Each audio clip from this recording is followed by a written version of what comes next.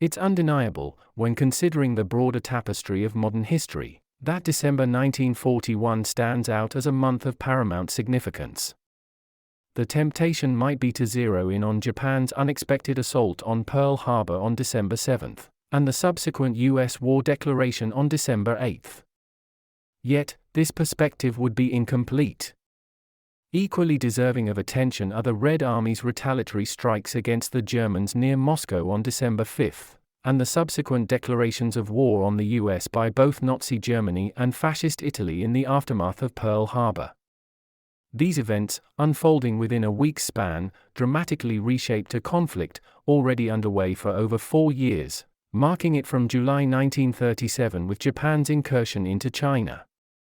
What previously existed as two distinct European and Asian confrontations merged into a singular, sprawling global clash. This leads us to a perplexing query: why did Adolf Hitler and his Nazi administration hastily declare war on the US, mere days after Japan's assault on Pearl Harbor? The situation was far from clear-cut. Despite setbacks, the Germans hadn't captured Moscow, Britain remained a formidable opponent, and anti-German uprisings proliferated from France to Greece. The esteemed historian Fritz Stern once described Hitler's hasty alignment with Japan against the US as historically confounding. Nicholas Stargard, in his work The German War, underscores that the decision to challenge the US was unwarranted. Michael G. Ear, during a discussion with the National World War II Museum, labeled the move as baffling. Can we discern any rationale behind such an act? To understand this enigmatic decision, several aspects warrant closer scrutiny. Initially, we need a clearer understanding of Japan's position within Hitler's racial construct and its depiction in German culture over the years. Furthermore, Hitler's pre-1941 perception of the US demands closer examination. Lastly, the conscious decision to confront America must be seen within 1941's chaotic backdrop, which transitioned from the mass execution of Eastern European Jews to a continent-wide orchestrated genocide. Hitler, I intend to demonstrate, seized upon Japan's Pearl Harbor attack as a rationale to intensify Germany's involvement in the conflict. From this point forward, for the Third Reich, World War II transformed into a desperate global battle for racial dominance against an alliance perceived to be universally controlled by the Jews behind varied political, ideological, and socio-economic facades. In December 1941, Hitler's deeply rooted, extremist, and distorted worldview, encompassing history, existence, and mortality, underwent its most profound radicalization. In this context, I aim to explore the initial query related to the portrayal of Japan prior to its November 1936 anti-Comintern Pact signing with the Nazi regime. Long before 1941, and even Hitler's 1933 ascent to power, Japan's societal norms, political mechanisms, and culture captivated Germany. Recent scholarship by historians Sarah Panzer and Ricky Law has unveiled intriguing interactions between Germany and Japan throughout the initial 40 years of the 20th century. From a German perspective, the 1904 to 2005 Russo-Japanese War signified a pivotal turning point in these ties. Until that conflict, German fascination with Japanese matters had largely been unreciprocated, despite Japan's 1889 authoritarian constitution, crafted under the guidance of its Hirobumi, drawing heavily from Germany's 1871 counterpart. The global community, particularly Central Europe, was taken aback by Emperor Meiji's triumph over Russia's Nicholas II. Consequently, Germany began to deeply engage with Japanese customs and culture. However, this immersion was inherently biased, emphasizing select elements while ignoring others. As Panzer highlights, German narratives predominantly lauded the samurai as pivotal cultural figures in Japan, continually reinforcing the idea of national cultures being under siege either by internal foreign influences or an overarching global power. The admiration for samurai values, the Bushido code, martial disciplines like Jiu-Jitsu, and Japan's blend of tradition with modernity was unsurprisingly most resonant among Germany's conservative factions. Karl Horshofer, an officer in the Bavarian General Staff and a proponent of right-wing geopolitical theory, spent the years 1908 to 10 in Japan, serving both as an attaché and counsel to the Japanese armed forces. Using insights from this period, in 1913, he wrote a piece emphasizing shared martial ethics between the Germans and Japanese, and parallel endeavors by both nations to defend their authentic cultural identities against the impacts of modern globalism. This perspective would be echoed in German conservative narratives for the ensuing 3 decades. Japan's actions during World War I against Germany, owing to their 1902 alliance with Britain, their capture of German-held territories in China's Shantung Peninsula, and the taking of German colonies in the Pacific, didn't irreparably hinder these mutual perceptions.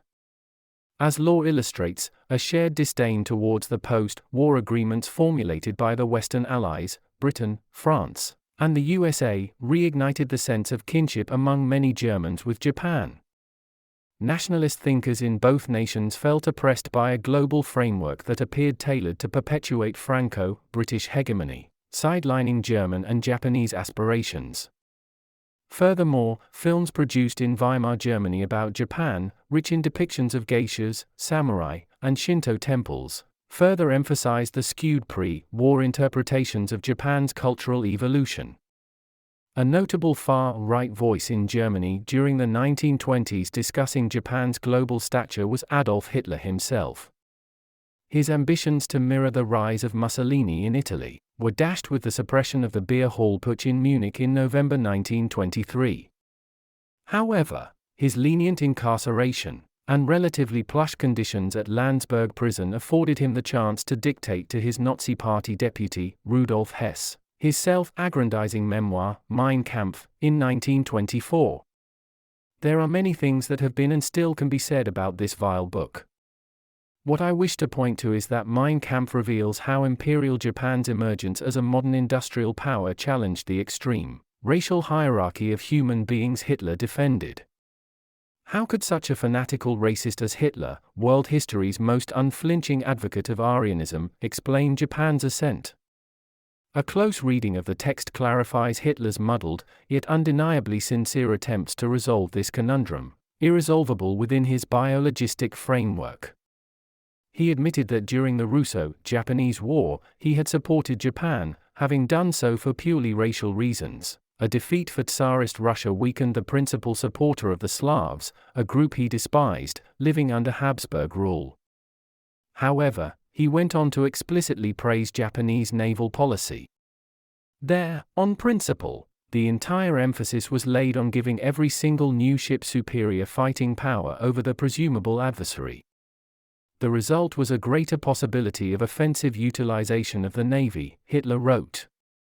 These words indicate he followed the concerns among the imperialist states, especially the United States, about the size and capability of the Japanese Navy, which led to the 1921-22 Washington Naval Conference, and sympathized with Japan. Later in the text, Hitler, seemingly self-conscious of what his comments about Japan portended for his wretched racial theories, proposed a threefold categorization of humankind. If we were to divide mankind into 3 groups: the founders of culture, the bearers of culture, the destroyers of culture, he stated, only the Aryan could be considered as the representative of the first group. Blithely dismissing all contrary evidence from the study of the human past, Hitler attributed to the Aryan the chief role of creating culture and civilization around the globe throughout history.